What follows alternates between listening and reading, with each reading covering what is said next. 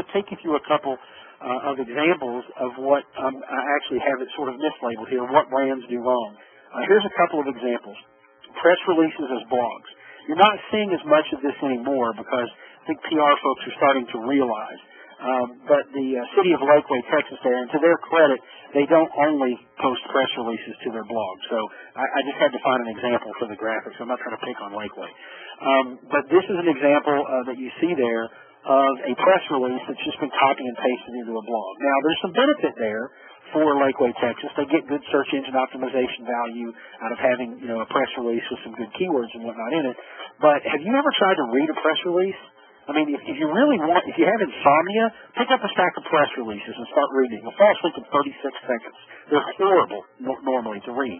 So putting them out there as blog content really doesn't engage the audience. It doesn't appeal to people who want to read blogs. The other example you see there is of a business that is a cosmetic dentistry practice in Lexington, Kentucky. And this is an example of someone who takes the RSS feed of their blog and automatically imports it as Facebook posts on their Facebook page, which inherently there's nothing wrong with that. But look at that. That's a stream. I didn't edit that stream. It's blog post after blog post after blog post. And you see a couple of likes, but you don't see any interaction because there's no interaction from the dentist, from the actual company. They're just automating the feed thinking that that's how you do Facebook. And so there's nothing wrong with automating your blog post to Facebook, but you have to understand that your Facebook audience is different. They need something more than that, and we'll talk a little bit more about that in just a second. Another couple of examples of what brands might be doing wrong or what could be considered wrong is coordinating your tweets and your Facebook posts.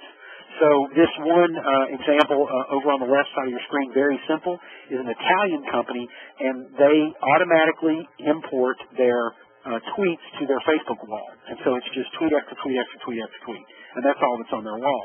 The Home to Indy team, which is a real estate agency, does the same thing. Their tweets, which is the lower right-hand graphic there, match their Facebook wall almost, entry for entry. So they're automating the function of tweeting something and it automatically posts to Facebook or vice versa.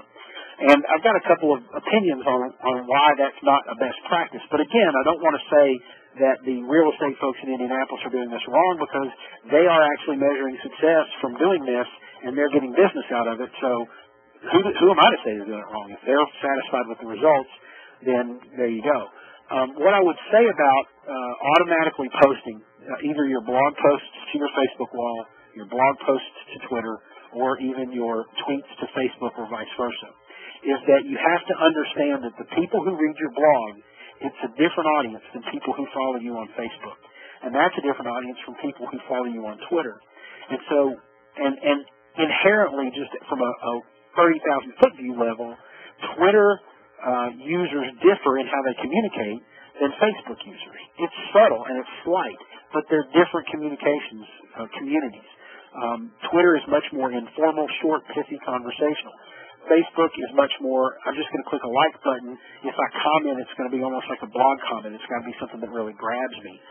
But Facebook is much more about sharing content than Twitter is to a certain degree. So you kind of have to understand the mentality of your user on each of these networks to understand what type of content is going to fully engage them.